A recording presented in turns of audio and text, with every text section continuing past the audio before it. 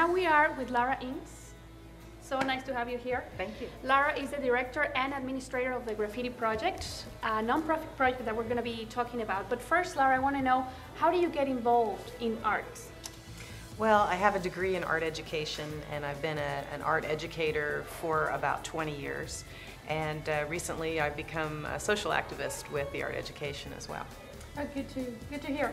And I think with this, all social activism and everything, the graffiti goes very well on that topic. So what's the mission of this project? Well, it's actually three-pronged. The first part is getting graffiti off the streets.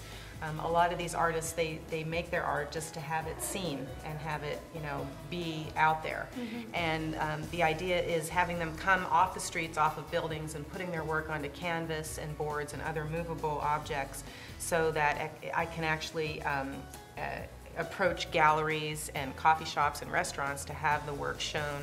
Our goal is to have 4 exhibits a year, mm-hmm. and monthly events. So that's one part of it. And we have seen a reduction of graffiti on the street since we started our program. We buy paint for the kids, but we also count the cans that come in, and we've taken over 750 cans off the streets. Mm. So I know that those cans would have been on architecture and buildings around Santa Barbara, which it is not now. So that's that's good. The second part is really about job education. Mm-hmm. Teaching the kids that their art is valuable, that they can actually make money with it. I've gotten 3 commissions so far for pieces from either, actually we got one from the Chamber of Commerce, one from the Hutton Foundation, they want a piece, and also a private individual that has a business wants a piece inside of his business. And then we also have a shoe company that's been giving shoes out to the kids to create designs on the shoes, and hoping to get them some contracts with their designs. Yeah, I mean, it's really teaching them that their art is valuable, and it's also about educating the public as to the style of graffiti art.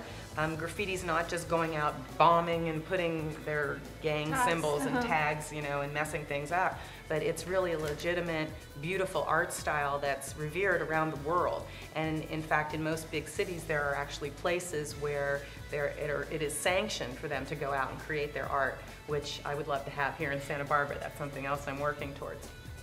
The third part of the project is really about mentorship, because a lot of the kids that we work with, their ages are 14 to 24 approximately. The older ones, a lot of them are on probation for tagging and other misdemeanor crimes, and they've kind of been there, done that, and so now there's younger kids coming into it, and we can kind of cut to the chase, like just start getting them job opportunities, start getting them showings. Instead of them just kind of putting their stuff, repressing them and telling them they're bad, they can't do it, treating them like criminals. It's more about treating them like artists. And they come with sketchbooks and color palettes, and they want certain colors of paints that they want me to purchase for them. And I say, come on, get in the car. That's good. Let's go. How often are these meetings? Well, we're trying to do monthly events right now, so that it's a consistent process. The kids can look forward to it. They can save their spray paint that they collect to come to the events to put the paint on canvases, and it gives them something to look forward to. And not only are we doing visual art, but we have bands coming, we have dancers coming, we have spoken word, their poetry, their rap, so nice. And it's just a whole thing of teen street art that is coming together to create these events, and there are kids from all different sides of town, from east, west side, north side.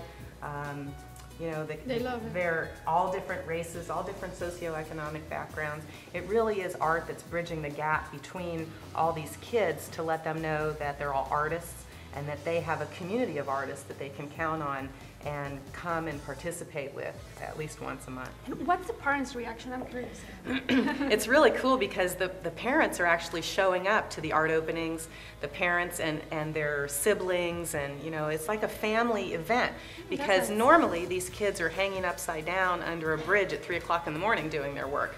We're here, they're in a sanctioned environment that's cool, we have food. Everything is really relaxed, and the families actually come and watch them create and appreciate their talent. What about funding? Because you provide canvases, painting, so... Right, well, we're always searching for funding. Right now I'm working off some monies that were donated for scholarships towards kids in the arts, and so obviously this goes for that. But we're always looking for venues, places to hold the events. Large parking lots would be good. Anything that's connected to businesses that want to have this constituency come there. Anybody that wants to donate to the project or volunteer time, we love people to come and help us cook, clean up. So you need constantly volunteers. Constantly volunteers, financial backing. I'm writing grants. I'm approaching donors just with, letter writing campaigns or going and meeting people to get money towards the program, because I really feel like it is making a difference. Definitely. And getting kids together from all different sides of town and letting them know each other as artists, it's breaking the barriers of the gangs and the other things that are out there where, you get to know somebody and it's different than, they're just on that other side of town. Definitely, yeah. So it really is bridging the gap. It's a community event. It is, definitely. It really is. Well, thank you, Laura, for being with us. We have such a short time for our interviews. How can we contact you? Anybody can call me or email me. My phone number is 886-1540.